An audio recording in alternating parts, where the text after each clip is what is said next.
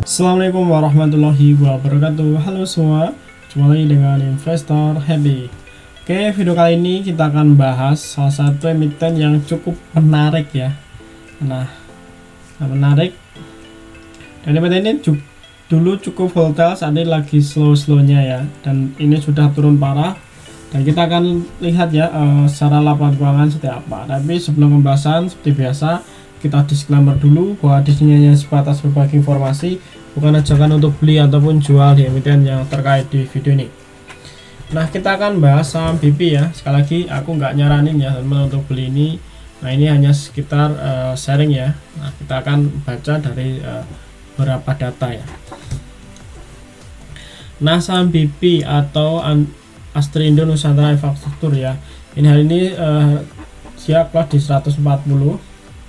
Dia pernah tinggi di hacknya sampai 200 ya, 30-an, dan saat ini turun terus. Kalau kita lihat, kalau kita tarik dari mungkin Oktober tahun lalu, ini sudah di base ini ya, di support demand ya, mendekati ya arah support demand. Nah, di sini cukup besar transaksinya ya, tapi ini menurut saya ini kemungkinan besar barang repo ya, kemungkinan, karena transaksinya cukup gede. Tapi ini sebenarnya bisa dicobain teman-teman ya. Nah, nanti kita akan bahas ya. Nah, kita akan lihat dari data dulu. Nah, kita lihat untuk profil company-nya biar kita tahu ya BP itu perusahaan apa. Nah, Astrindo itu bergerak di bidang energi dan sumber daya, integrasi dengan portofolio dan aset pada beberapa sektor pertambangan. Jadi dia main di sektor tambang untuk infrastruktur, batu bara, dan minyak dan gas. Nah, ini ada banyak anak perusahaannya ya, baik Nusantara Pasada Indah, ada Sukari Resort Limited, Jebayan Maruba. Nah, ini banyak ya anak perusahaannya. Terus kalau kita lihat publiknya sudah tidak ideal ya, jadi ini yang kurang bagus di BP itu publiknya 77. Terus berikutnya Indo Tambang ini cuma 22%, ini sebagai pengendalinya cuma 22. Terus Mikael Wong sekitar 0,05%.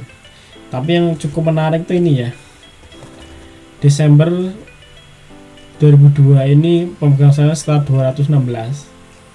Nah, di 31 ya, dalam kurun sebulan brodol ya guys ya, atau hilang sekitar 195.000. Ini luar biasa ya, kok bisa hilangnya sebanyak ini ya. Nah, makanya ini perlu ditanyakan sebenarnya, apakah ini real investor ataupun ini sebenarnya shadow ya. Nah, tapi kalau kita lihat ini sudah dari Maret ya, tahun bulan lalu ini sudah mulai berkurang. Ini 1.600, ini 1.000, ini 500 ya. Nanti kemungkinan di Juni juga sama ya, semoga turun juga. Nah, ini EPO price-nya sekitar 140 ya. Jadi untuk saat ini dibalik lagi di EPO price-nya 140 waktu dulu IPO ya, tahun 2010. Nah, untuk seasonality-nya kurang bisa membantu ya. Nah, ini karena datanya kurang banyak juga. Nah, ini cuma yang paling terbagus dari ini tuh di bulan November ya.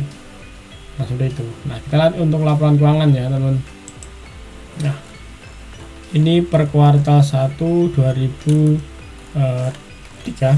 Nah, kita lihat ya laporan keuangan. Nah, dari segi aset sekitar punya 1,8 triliun ya. Nah, di sini disajikan dalam bentuk dolar. Di ini bacanya 1,8 miliar ya, 1,8 miliar US dollar. Ini kalau kita bandingkan secara year to year atau per kuartal, ini naik ya, dari punya 1,1 naik ke 1,8, jadi ada naik sekitar 600 ya, 600 atau 7 sekitar 700-an ya, 700-an juta US dollar. Nah, kita lihat untuk liabilitasnya sendiri ini cukup besar ya, liabilitasnya sekitar 1,17.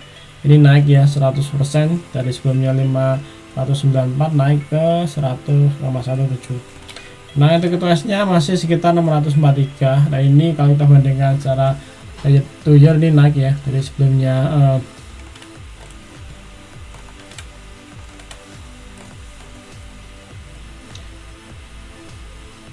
dari sebelumnya 583 naik ke 643. Ini untuk EPS-nya. Nah untuk pendapatan juga naik ya, dari sebelumnya 14 juta US dollar naik ke 153. Ini naiknya luar biasa banget, hampir 1000% teman ya. Terus bahan pokok juga sama ya, naik juga berlipat ya. Ini 2000% bahkan ini ya, dari sebelum 4,4 juta naik ke 95 juta US dollar. Nah jadi untuk laba bersihnya sekitar ini ya, laba bersihnya sekitar 10 ya, 10,8 US dollar. Ini kalau kita bandingkan secara ya tuh jadi naik ya, dari sebelumnya 2,4 naik ke 10,6, jadi sekitar 400% ya, kenaikan sekitar 400%. Nah untuk IPS sendiri juga naik ya, IPS nya juga naik dari sebelumnya 0,0023 naik ke 0,0178. Nah, pokoknya ini naiknya luar biasa ya, di atas 100%, jadi sudah ada 400% ya kenaikannya. Nah, lihat untuk cash flow operasionalnya sendiri minus ya, cash flow-nya minus cukup tinggi dari sebelumnya.